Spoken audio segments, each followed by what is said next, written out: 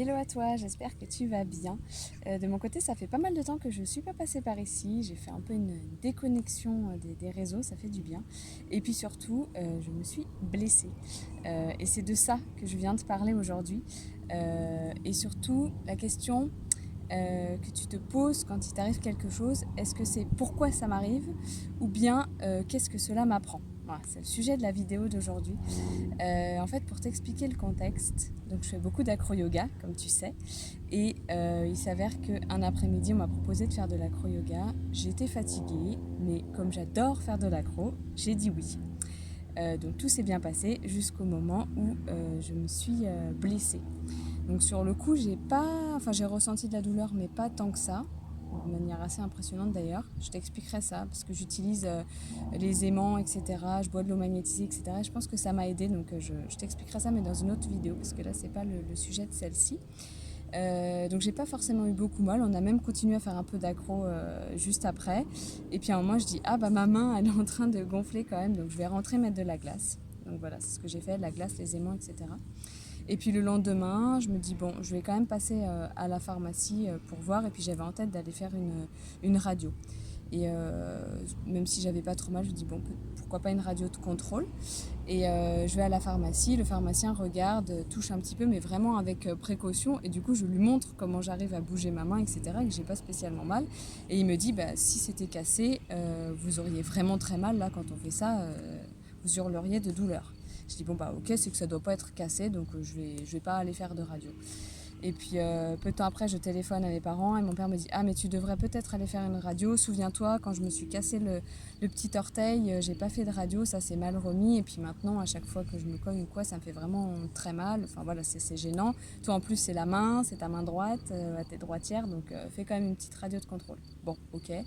Donc je pars à l'hôpital, mais vraiment en mode touriste. Hein. Pour moi j'avais rien. Juste une petite entorse ou que sais-je, mais rien de grave. Et donc je pars faire la radio de contrôle.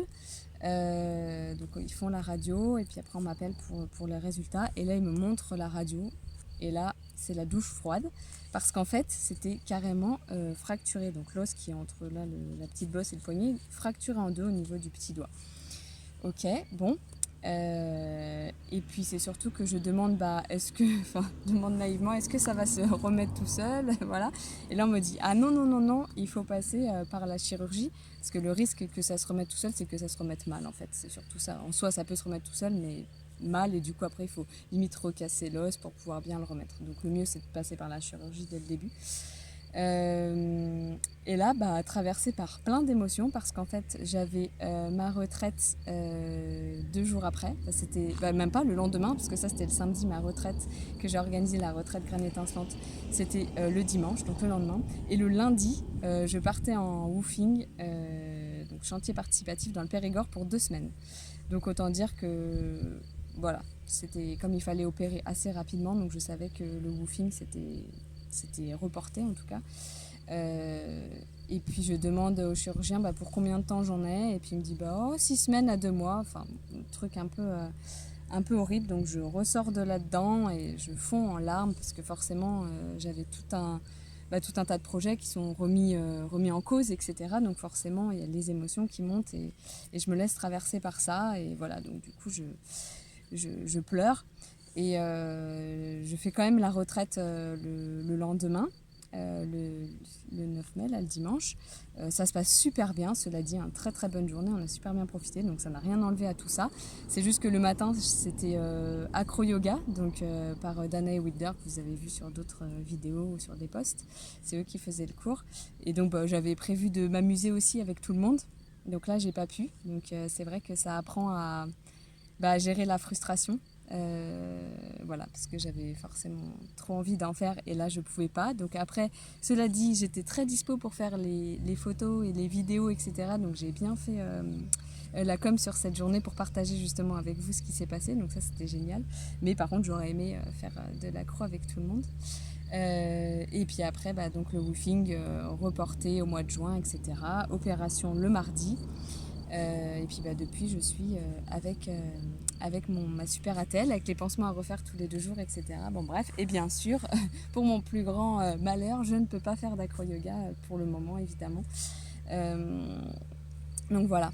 Mais en fait, ce que je veux transmettre, c'est que effectivement, au moment où... Alors pas au moment où je me suis fait mal, parce que je me suis dit que c'était pas grand-chose, vu que j'avais pas trop mal, mais au moment où on m'a appris que c'était plus grave que ce que je pensais, que je devais me faire opérer, que ça mettait à mal un petit peu tout ce que j'avais organisé, forcément j'ai eu des émotions qui sont montées, je les ai laissées venir et je les ai traversées. Mais c'est juste qu'après, je me suis pas laissée envahir par ça. Et en fait, j'ai transformé ça. Au lieu de me dire pendant je ne sais combien de temps, mais pourquoi ça m'arrive, pourquoi moi, pourquoi ceci, pourquoi cela, et faire un peu Calimero, larmes de crocodile, etc. pendant X temps. Et finalement, on est dans cette énergie un petit peu négative et stagnante, entre guillemets, on n'avance pas. Je me suis plutôt demandé, qu'est-ce que ça m'apprend en fait? Pourquoi, enfin, qu'est-ce que j'en retire, comment je le transforme. Et en fait, ça m'apprend plusieurs choses. Ça m'apprend que cet après-midi-là, ce vendredi après-midi, en fait, j'étais fatiguée. Et comme à mon habitude, j'essaie de plus en plus de m'écouter, de prendre du temps quand je suis fatiguée. Mais ça m'arrive encore de me dire, je suis fatiguée, mais j'ai trop envie de faire tel truc et du coup, j'y vais. Bon, voilà, j'y suis allée et du coup, mon corps... à la base, il avait dit non, donc là, il m'a bien dit non. Et en plus, du coup, ça me prive d'acro-yoga pendant plusieurs semaines, donc là, j'ai bien compris. Et puis, ça m'apprend aussi à gérer ma frustration. La frustration de ne pas aller à l'accro en ce moment. La frustration pendant la retraite de ne pas avoir, pas avoir pu pratiquer avec eux, profiter comme j'avais prévu. Voilà, tout ça, c'est hyper important d'apprendre à l'apprivoiser, à le transformer. Et aussi le woofing, je devais partir le lundi, je ne suis pas partie, donc je le reporte en juin, hein, c'est pas du tout quelque chose qui se fera pas, c'est juste reporté de quelques semaines.